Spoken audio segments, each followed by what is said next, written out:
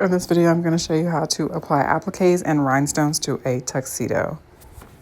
So this design has been very popular this season, which I can only expect it to be more popular going forward for a couple more years. So I'm going to show you guys how to add appliques to a tuxedo jacket. I've done two different styles in this video. The first thing you're going to need is to get a hot tool gun. I purchased mine online. I'll link it down below for you guys if you guys are interested in one. But this, you get a clean cut of your applique. I ordered these appliques also from Amazon. You probably can find them locally depending on where you live, but where I live, not a lot of stores have them locally. So you're going to want to burn them very, very carefully. This hot gun gets extremely hot. So you're going to want to burn the mesh as close as you can to the actual design to get a nice and clean cut. Like I said, I did this for two different jackets. The pack that I ordered the appliques from come with two on each piece.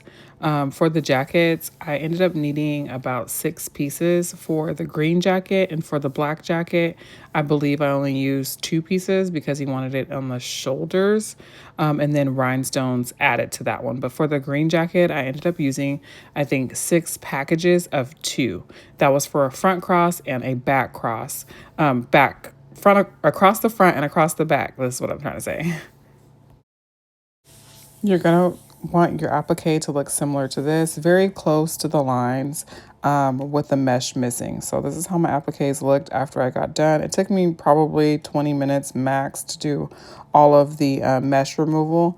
And then you're gonna obviously want to put your jacket placement. I have this mannequin, so it works out well for me. If you don't have a mannequin, maybe lay it flat. Lay it flat depending on where you would like it to go. So this client wanted theirs on the shoulder and coming down a bit. So I placed it here using pins. And the key to this is make sure you're pinning it with a little bit of grace and not all the way through all the layers of the tuxedo either. So just a little bit on the top layer. You don't need to go all the way through. And also when you later on, you're going to see me sewing this onto the jacket, you're going to want to do the same thing.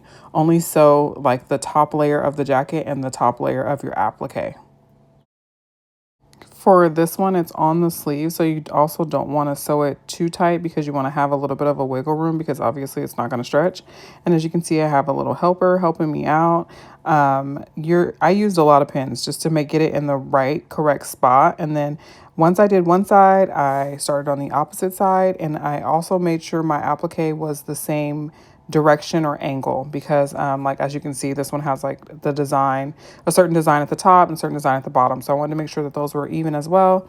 Once I was done with that and all the pinning and everything, it was time to actually get it glued down first. You're going to want to glue it down, and then after you glue it down, you're going to want to let it sit for a while. Preferably if you have a day in between, let it sit for a day in between and then go back and sew. And I will show you guys what I use to actually tack it down first and then from there. So this is how it looks all tacked down. And then also this customer wanted the rhinestones added to the collar of the tuxedo, but this is how the applique looks once it's glued down. And this is the type of glue that I'm using. It's just Gem Tack permanent fabric glue. You will need to let it sit for at least a couple hours before you do anything. And then I'm also using this glue for the rhinestones. This is very tedious. So if this isn't, I wouldn't recommend heat press rhinestones, but this is the best method if you're going to do a tuxedo because heat press can warp maybe your tuxedo.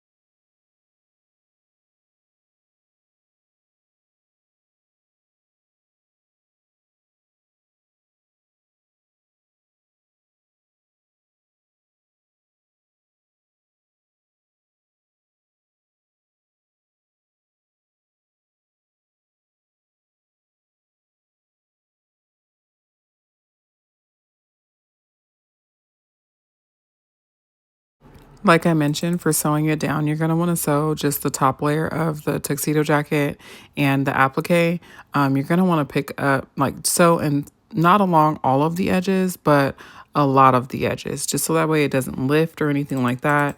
Even though it does have glue on it, it still may lift or peel off depending on like if they're hugging or throw the jacket on the ground, who knows. So you want to make sure you sew it down in adequate spots. That way, especially like bendable spots, stuff like that. That way it doesn't come up on them, and just do like a small like stitch on there. That way it's not too noticeable or anything like that. And you will have to hand sew this. This is not something you can use with the machine.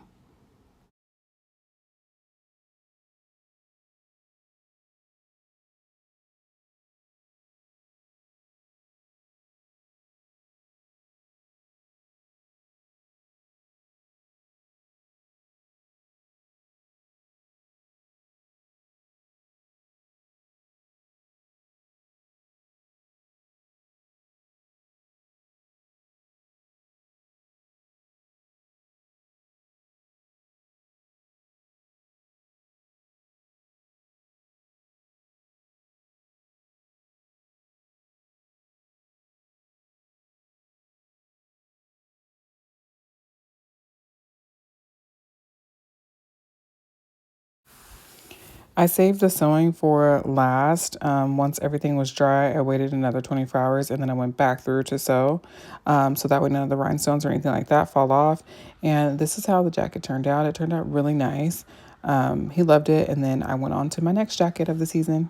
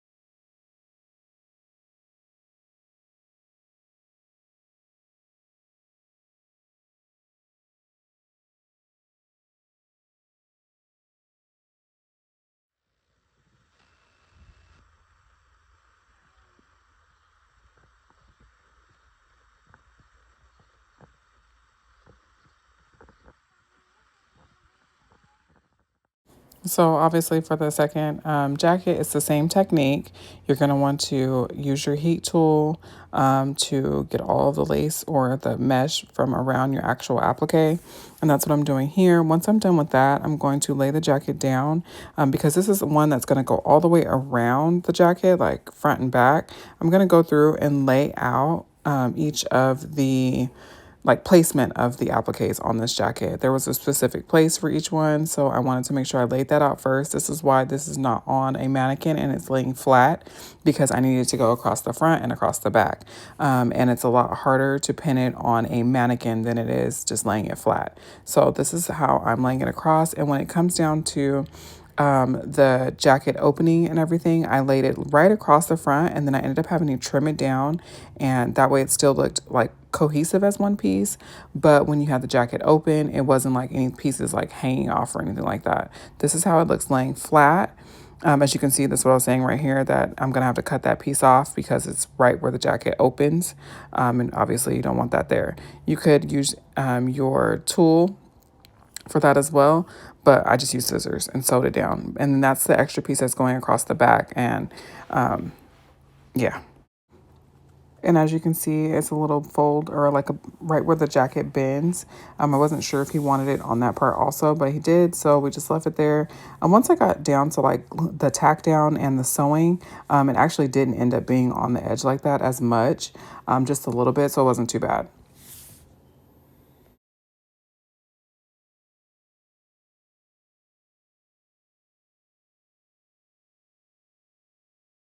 No, this is just me on the back side of the jacket trying to figure out placement and how far down to go, how many more appliques I'm going to need. So that's why these aren't cut out just yet.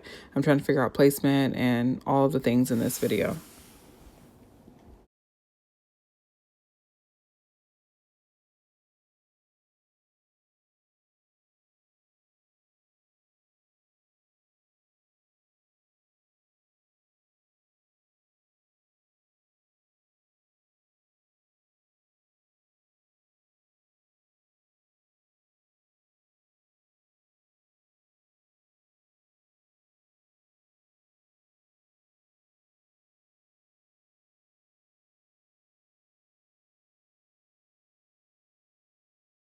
So here I am back with gym tack. I'm going to glue all of my pieces down. I have them already pinned down. If you can see here, I have them pinned down already. So I glued them all down and then I went back through and sewed them down. I didn't record myself sewing it down, but it's just all of I did a lot of sewing actually on this jacket, more than the other one because there's more pieces. But this is the final look. I think it turned out super nice. He loved it. He looked so handsome on his prom day.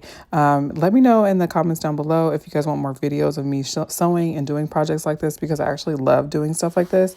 And I really think that this is going to be something that's going to go for a couple of years. So let me know if this video was helpful. Make sure you guys give me a follow and I'll be posting more in the future.